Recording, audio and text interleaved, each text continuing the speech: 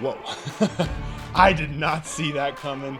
I know you're probably a little sticker shocked on that one. PSA views themselves as the Rolls-Royce of card grading companies. You better be damn sure that the card that you were sending PSA is going to be a PSA 10. That ship is sailing, okay? You're going to have to change up your game here. Those just went way up. Well, as Snoop Dogg said, you got to step your game up, man. You can earn some brand loyalty right here. I get why people are upset.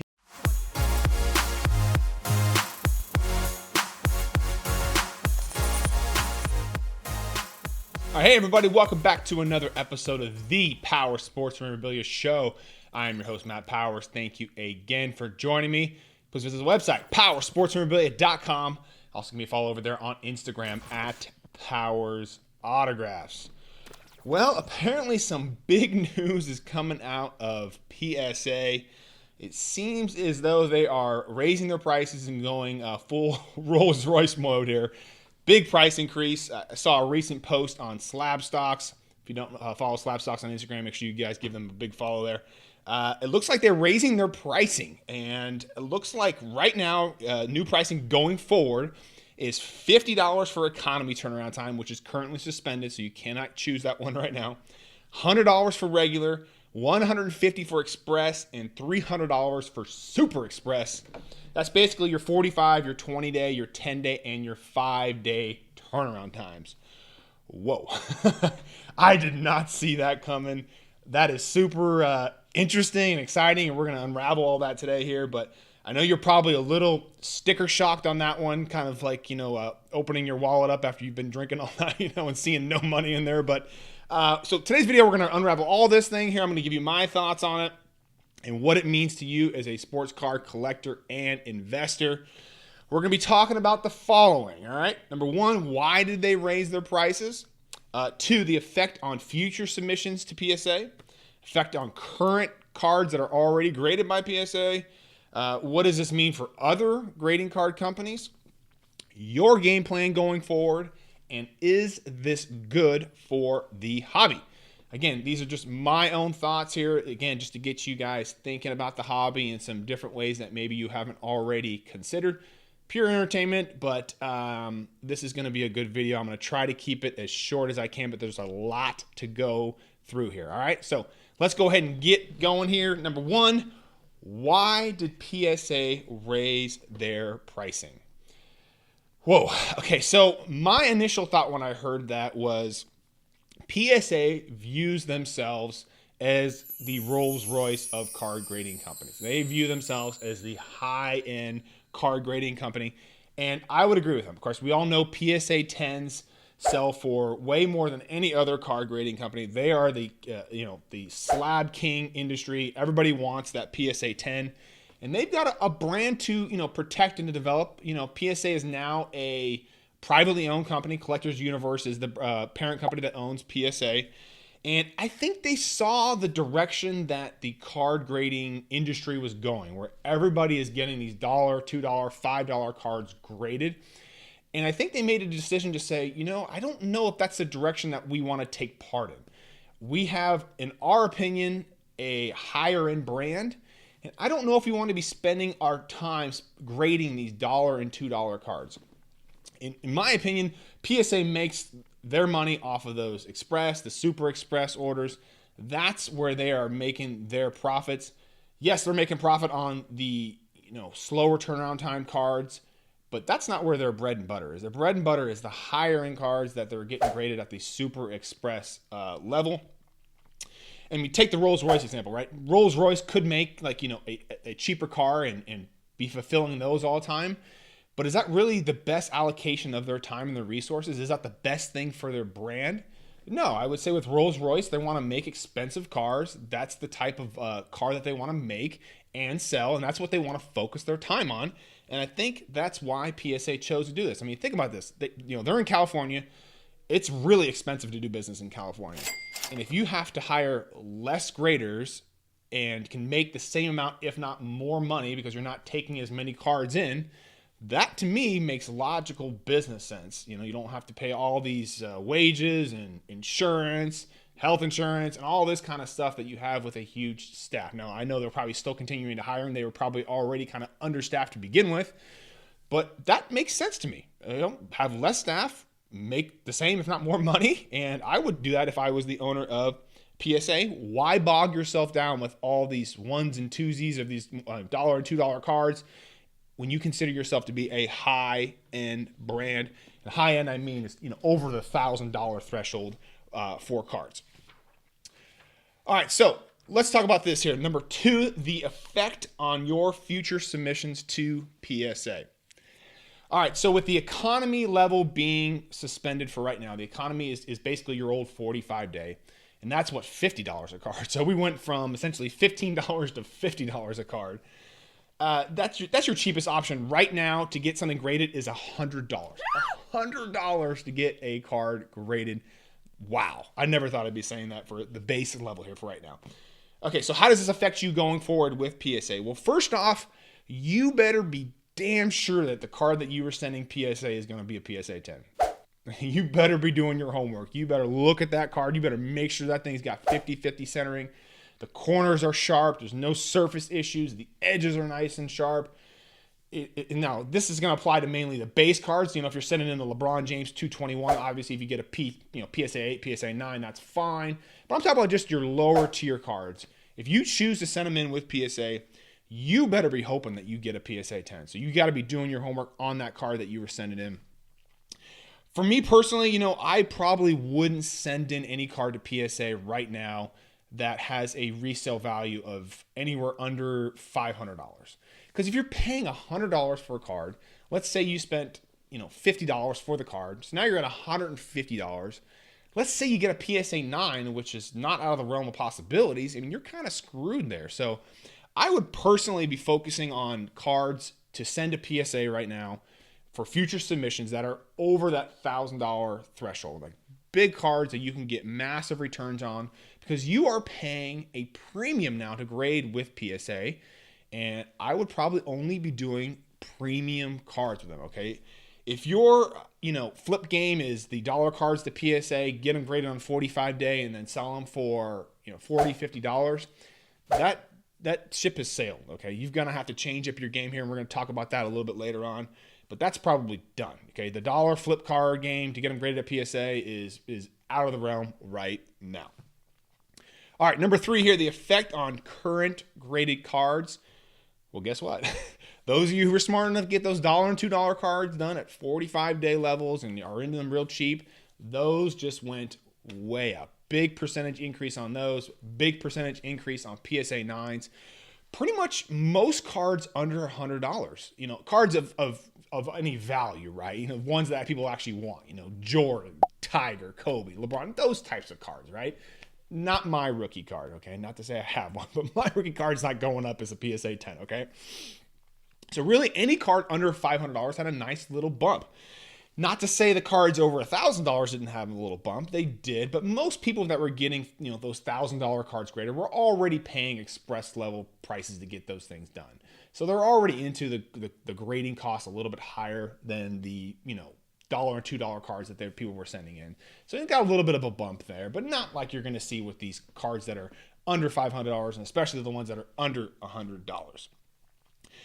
Okay, number 4 here. What does this mean for other card grading companies?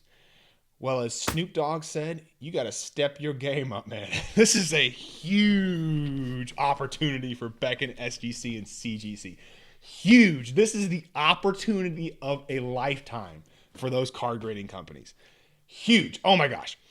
I would be so excited if I was at those companies. I hear PSA raised their prices. That's great, man. Let's compete now. Now there's an opportunity to compete on the lower tier cards, because if you have a lower tier card and you had an option to send to one of those 4 card grading companies, you're going to choose PSA almost every single time, right?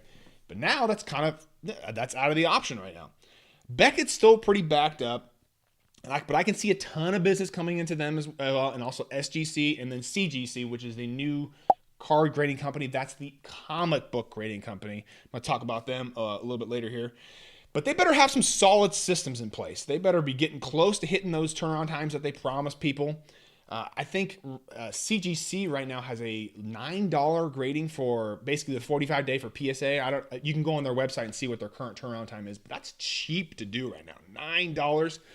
But they've got a great opportunity here. If you can hit some turnaround times, not make mistakes, and get people their cards back as quick as possible, you can earn some brand loyalty right here.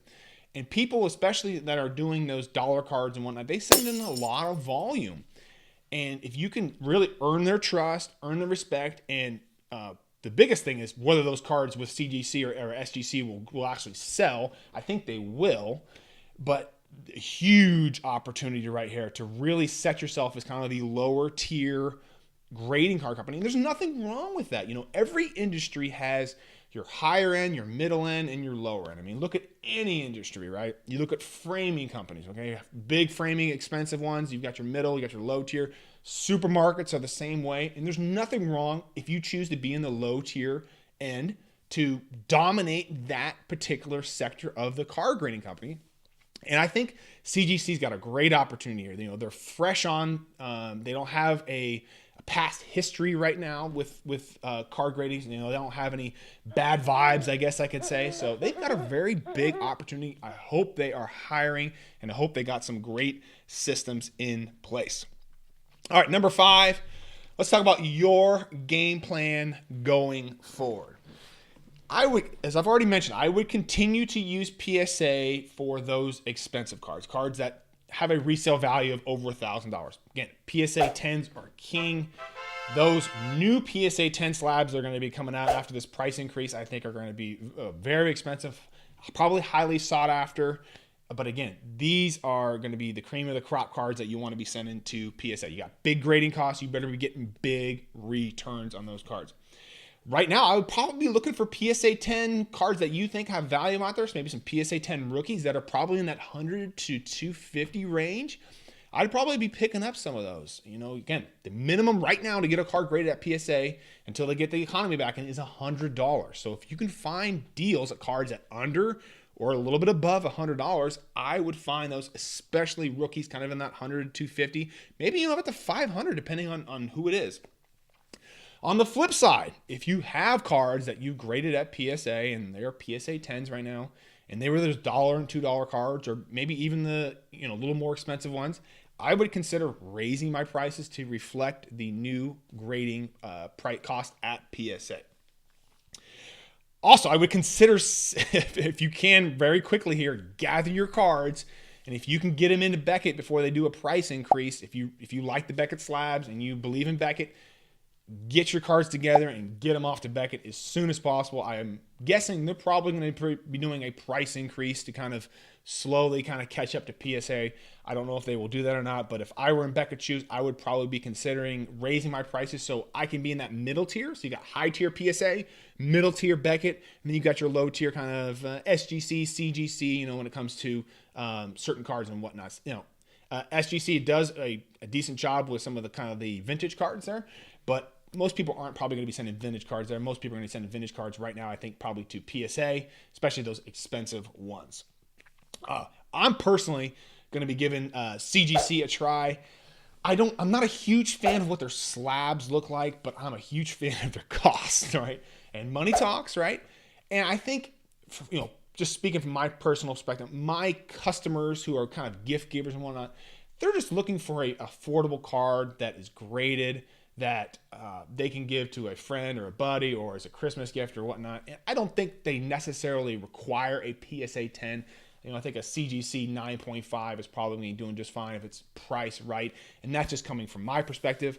If you're just a collector and you want to have just your cards graded, you really don't care about, I guess, not long-term value, but you don't really care about selling them at all, and you just want them slabbed, then I'd probably go the lower tier routes. You've got SGC and CGC that can probably help you out as well. But again, I like CGC. I just think that they have a huge opportunity right now because they don't have any past history or anything, and they're very, very affordable right now. I think a lot of influx is going to be coming their way. All right, let's talk about number 6 here. Is this good for the hobby? So I was going through PSA's post about this, and of course, like everything, there's so much negativity. People just complaining about stuff that they have no control over. Why? Why would you waste your energy like that? It just makes no sense to me, but I get why people are upset. People get, frustrated and they feel threatened and scared when things change. I understand that, but I like it. I like this because it's going to force some competition and force other grading card companies to get better, to kind of seize this opportunity. And again, PSA is a privately owned company now. They can do whatever they want. If they want to raise their prices to whatever level they want, it's up to them. Again, I ran an Instagram poll about this, and I actually showed a poll on Instagram recently about WaxPack, the company that I use for my PSA submission groups. And they ran a poll saying, what price increase would you feel comfortable with? And like 90% of people clicked whatever price, So it's going to be interesting to see how that affects PSA. Hopefully, the big positive I think it was coming with this is it's going to allow PSA to hopefully catch up on some orders. People aren't submitting as many cards to them right now. Hopefully, this gets them, those 45 days and 20 days and 10 days that have been lagging behind, allows those to get back to customers, which they've been waiting on those things for up to a year. That's going to be a big, big plus. But again, this is going to create a lot of opportunity for not just the card grading companies, but also for you as a collector and investor. And I've already talked about picking up PSA 10 rookies kind of in that 100 to 250 range, and getting new cards graded with CGC and seeing if that can create some opportunities for you. But it's going to be interesting also how this affects PSA submission groups. If they are not getting as much volume as they're used to, are they going to be able to make the same amount of money to kind of continue operations? And that's going to be an interesting one to watch play out. I don't know how that's going to work out. I think they're probably going to be okay, at least the ones that have a good customer base. But it's going to be interesting to see how they are able to move forward. Are they going to be doing less business, more business?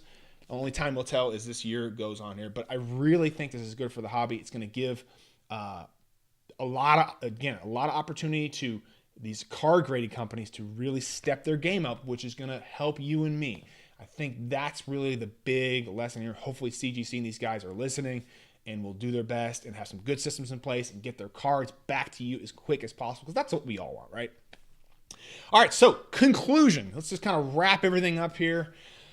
If you're a collector and you like to have your cards slabbed and don't really care about the sale prices and all that kind of stuff, then I would use CGC, okay? Their slabs are, they got like a green color on them. Not my favorite. I like PSA slabs, and I'm not a big fan of the decimal system, the 9.5s and all that kind of things. But if you want to just get them slabbed, then do CGC. Okay, if you're in the investing game, you're going to probably have to change up your strategy here. You're not going to be able to use PSA for those, again, high expensive cards there. You're going to have to be going the lowest expensive ones. You're going to have to go in with the high expensive cards on PSA. Again, PSA 10s are still the king of the industry. If you can get a expensive card in a PSA 10 slab, that's the way to go. And again, if you're in the flip game, right, you want to probably be looking to using other grading card companies because it's a cheaper option, and they're probably going to get your cards back a lot quicker than PSA probably will at this time. And again, do I think this is a good move by PSA?